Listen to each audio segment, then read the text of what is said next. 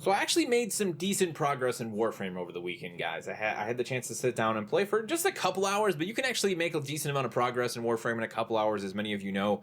I finally made my way through a bigger chunk of Phobos and actually opened up the junction to Ceres, I believe it was, which is by far one of my favorite planets, favorite locations, I guess you could say, in terms of atmospherics and visual design in the game so far. That place is beautiful, creepy, just it oozes atmosphere, man, that I haven't really seen in any other part of the Warframe experience outside of the Plains of Eidolon anyways. So that's been a lot of fun for me. Now, we're going to talk quite a bit today about my progression. There's some things that I wanted to sort of hit on, feelings and thoughts that I have, things that I ran into for the first time. We'll talk a little bit about Arcwing as I've been making more progress in that. We'll talk about like Ortis and Limbo Theorem. We'll also talk a little bit about the Graham, which is a melee weapon I've fallen in love with recently. But whenever I do these sort of progression videos, you know, whereas Tony Mo at in Warframe as a new player, as a newer player, we should say, I do like to try and tie in some sort of a discussion piece. And right now, for me, it's that time of year, the holiday season, where I like to sit down and genuinely reflect about the things in my life that I've earned, that I've worked for, that have been given to me, that I've been fortunate enough to just have exist in my life. You know, for me, it's always been positive fuel for the future. You know, going forward in the new year, continuing to work on projects that I'm working on, or just continuing to make content for the channel, you know, keeping that positive energy flowing. It helps to just sit down and remember how good you have it, you know, or how good you might have it, you know, to really push aside all of the negatives and say to yourself, you know, things might be shit right now, but this is really fantastic. And because I spend so much time playing games, each and every year I always sit down and think about the things that games are still doing, that they have been doing for maybe decades, that still really not just impress me, but that allowed me to have a lot of great memories and moments. And when we talk about Warframe, I feel like I could perfectly tie this in to the value of playing Warframe in co-op. What I've always said to be the best way to play any co-op experience. And I thought a lot about this weekend as I was playing Warframe completely alone. Unfortunately, Warframe is that game that I play in like my extra free time. So there's like that free time that you claim as free time, but you end up doing work in it anyways. And then there's that actual free time. That's when I play Warframe. That time pops up out of nowhere. If I had a really powerful laptop or a way to stream, actually I do have ways I could stream Warframe to my phone, but I don't know that sitting on the toilet with a mouse and keyboard with my phone like Velcro to the door and playing Warframe would be feasible. I could probably do that, but you know, that's basically how tight my time is for Warframe and other games. Although recently I've been giving Warframe a lot more of my time as I've been making more content for it, so that might change. But basically what it means is that I don't have the schedule to meet up with the friends that I know that play Warframe. So I'm playing a lot of Warframe solo, which is fine for me. The great thing about Warframe is that while I do feel it is best played in a co-op setting, it works really well in solo. It may not be as fun, it may not have the same wow factor as co-op, but it totally works, and you can play Warframe in solo for a massive chunk of time. You know, I'd like to put Warframe, when it comes to its co-op experience, up there with games like Left 4 Dead and in Payday, in that I feel all of those games are really, really good in co-op. But Payday and Left 4 Dead can be exceptionally difficult in solo. Whereas Warframe, for a much larger portion of time anyways, is really playable in solo.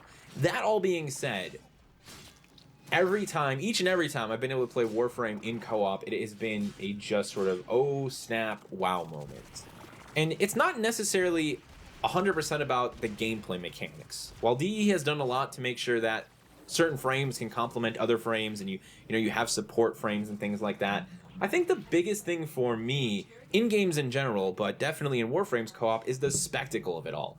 You know, that idea of being with 3 other friends, all in their own frames, just sprinting and flying and going as fast as you can down the corridors of a Grineer or a Corpus ship, just tearing things apart. Their abilities are covering the ground, your abilities are filling the air. You know, everybody's just going off. And especially when everyone sits at, you know, relatively the same power level, you all feel like you're contributing to the situation, just tearing apart this Corpus ship, tearing apart this, you know, this Grineer ship, destroying a bunch of infested. That's the moment for me that has made Warframe co-op have such, like, just a hot damn feel to it, right? You know, those are the moments I look for in any co-op experience above all else. And interestingly enough, there's a few games on the horizon that are, I think, trying to design themselves around just giving you an incredible sense of place and atmosphere. You know, that concept of really just being somewhere special with your friends. I think Warframe already does that, but now, you know, that's what I think of when I see Anthem. Well, I'm sure Anthem is going to try and have like a, you know, a core gameplay loop with like loot and combat.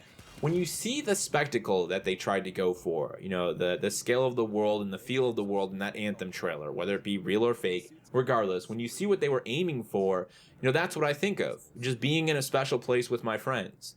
You know, that's why Minecraft in co-op has always been so special to me and my friends. It's not about necessarily about the game looking amazing. It's not necessarily about having all these in-depth gameplay mechanics. Just base Minecraft in its earliest days was just fun because you were in a really special and unique place for the first time, not just alone, but with a group of friends. You know, that's really special to me, and I think Warframe does that better than just about any other co-op game on the market right now.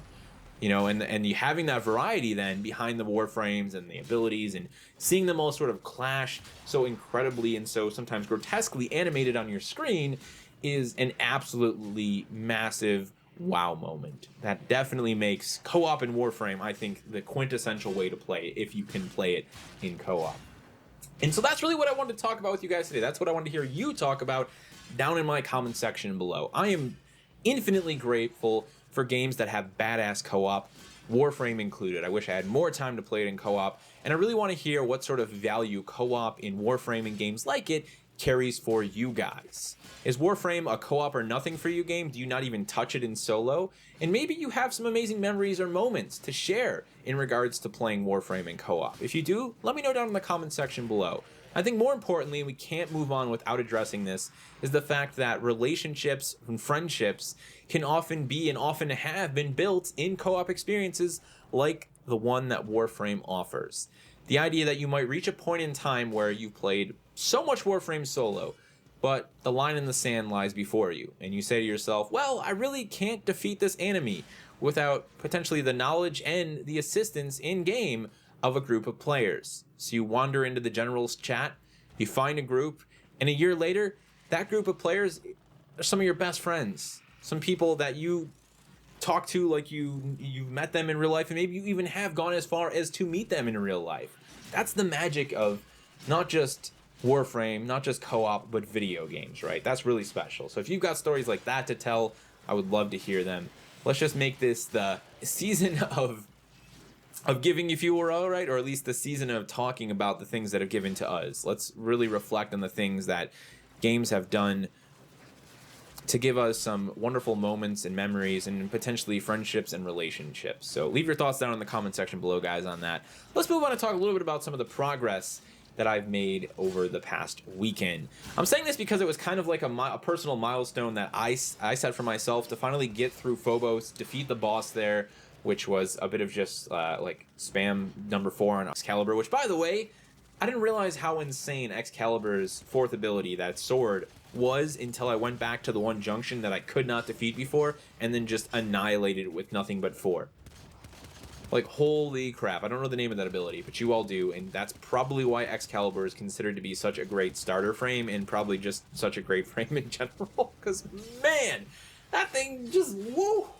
No problem. I couldn't even do most of the missions on the planet I unlocked because they're still way out of my level, but I killed that damn bastard hiding at that junction. Oh man, I also went ahead and crafted the Gram, which I think is the first time in a long time I've been really into the game's melee system. A lot of the melee weapons I've had in the past may have been cool, maybe they had the potential to be powerful, I don't really know, but they didn't click with me. And I think the Gram, for me, falls in line with the personal playstyle I've been having as of late with a lot of the RPGs that I play. You know, I think we all know what it's like to boot up Oblivion or Skyrim or Morrowind and always tell ourselves we're going to play so-and-so character, but then we always fall back to our main character. Well, for most of my life, I was pretty obsessed with the concept of archer, ranger, stealth-type characters, whether it be dual daggers or bows. And that's how I played most of Oblivion and Morrowind and Skyrim, right? But as of late, I've fallen for big two-handed swords, sort of, you know, knight-type characters, heavy armor. Let's just wreak havoc with one big sword swing. That was a lot of how we enjoyed the Monster Hunter World beta, and the Gram, I think, fully encapsulates that ideology. So actually having these big, heavy, slow swings and having that charge attack and just being able to lay into someone and just watch their body sort of go limp. That's really rewarding and really gratifying above all else. I also feel like the Graham sits much higher on the like design factor for me anyways. Like all of the melee weapons I've used in Warframe up until this point never really felt like they were coming into contact with the enemies, if you know what I mean. But the Graham, I feel like I can feel each and every hit. Like I can see each and every hit coming into contact clearly with the enemy, and that's made it a lot easier for me to start getting to a point where I'm not just mashing the melee, but I'm actually timing my melees and seeing how much damage each melee is doing, so I know when and where and how I'll be able to kill a certain enemy. I might drain them with my primary, then, you know, switch to the Graham and go ahead and clean them up. It's been a lot of fun leveling it too, trying to get to the point where I can actually get some dope mods on it. I've got a plus 30% attack speed mod that I'm really excited about once I get the thing leveled up. So a lot of the missions, I've just been using the end of the mission before I extract to go melee only, and just you know, cleaning things up with the Graham and just having a really fun time with it. It's been really enjoyable. Now, I've also, of course, been trying to progress through the game's story missions. So I started Limbo Theorem over the weekend, made it to the second mission. The two things happened at the start of Limbo Theorem. Number one, I played another Archwing mission that definitely opened up my eyes a little bit more to the things I like and don't like about Archwing. And Ordis. Ordis. Oh, operator, how are you today? I really like Ordis. You know, Ordis started off as a character where I was like, you know, I think I like you, but I don't know how I feel about you. And now that Ordis has a little bit more of an actual personality, like there's actually a decent amount that Ordis says as you make your way into the Limbo Theorem quest that just kind of made me fall in love with that character. I think Ordis is that perfect combination of friendly and slightly irritating sci-fi sidekick, if you will. I know some people hate Ordis to death. I've seen comments, I've seen jokes like I quit Warframe because Ordis, but I actually really like Ordis. I think Ordis brings a little bit of life to the game, and while Ordis may not be as perfect as Cortana was for some of us, I think Ordis is up there with some of my favorite sort of AI type characters. Definitely somebody I've started to enjoy more and more as I've made my way through the game's different stories. Now, there's that first Archwing mission you have to gather, like, data cores or whatever for the first part of the Limbo Theorem. And I still have to say I'm all about the experimental flight. I like that extra bit of freedom. It brings Archwing to life for me a little bit more. It makes it more enjoyable. But I think the biggest thing I ran into, and this is something that you guys talked about when I asked why and how people felt about Archwing, is that sense of like a lack of progressing my Archwing kit. And because you do so few Archwing missions, unless you just really go out and do them, I just feel like I'm not, like my Archwing stuff is nowhere near where it should be, especially in comparison to some of my other gear. So when you're on one planet or one area and you're like able to handle the enemies there no problem, and then suddenly you're doing Archwing and you feel like your sword does nothing and your guns barely do any damage, I see how that can be really frustrating. And I can see that becoming a larger issue long term for Archwing required missions. I still love the flight. It can be janky, especially when it comes to like tight corridor stuff, but I think I've actually started to fall more in love with the open stuff for reasons that you guys said I would. Some of those late missions where you have to like race to an endpoint just feel really clunky because you're forced to go super fast all the time to like get there. So I really do like the more open asteroid belt type stuff. I think it's fun to just be able to whip around and dodge, but I really have started to feel that sort of struggle, that struggle for like, okay, when is my Archwing stuff gonna actually get better? I've got some mods on there, but it doesn't feel as powerful as it should. So all of that brought me to one larger conclusion this weekend as well, and that is the really cool sense of progression you get to witness in the actual design and the quality of the design that DE has implemented into Warframe over the years. So I've always been one of those people who really likes to jump into games in prototype, games in early access, and watch them grow, watch the developer make changes, watch them improve. You know, that's something that's actually been really special about Fortnite's Battle Royale. On controller, especially on Xbox, has gotten so much better in the last month. I've been really impressed with how that game has grown. The team behind Fortnite at Epic has done an outstanding job in really listening to community feedback and growing that game. But that stuff changes, right? So after 2 years, you're left with like the final product of the game, and you don't really get to see firsthand at that point in time what the old stuff was like. Now, I know DE has went back and sort of redesigned a lot of old Warframe, but I think you can clearly see the initial structural components for a lot of the game. They still show through. They're still very much seeping through the edges of the design changes in some instances. So Warframe feels like a game where you can go back to the beginning, or if you're starting new, and you experience Warframe what it was like 2-3 years ago. And then as you move through the game's missions and as you progress, you're also moving through the timeline. You know, in the exact same way that DE released content 1, 2, 3, 4 years, you're seeing the growth of that content, the changes that came along with that content, and the refinements that they made to the experience because some of those old bits and pieces are left behind. That's actually really cool. I think it is something that probably drives a lot of people away, but as someone who's already invested in Warframe and ready to keep going until, you know, I get to my end game, whatever that may be, Fashion Frame most likely, as many of you have said, you know, completing the second dream at the very least, you know, that's cool. That's really neat, actually. And, you know, while it means that there's chunks of Warframe where I'm like, okay, this is kind of dull, you know, I think as someone who appreciates game design, that's pretty damn neat.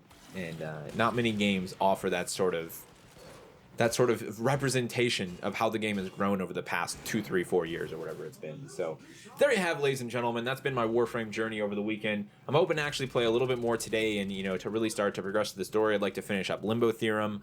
You know, I'd like, again, as we talk about progression, seeing the stories be a little bit more fleshed out now, feeling like there's a little bit more reward in terms of just story delivery behind the stories rather than just go kill this, go kill that. Oh, you unlocked something. Who knew?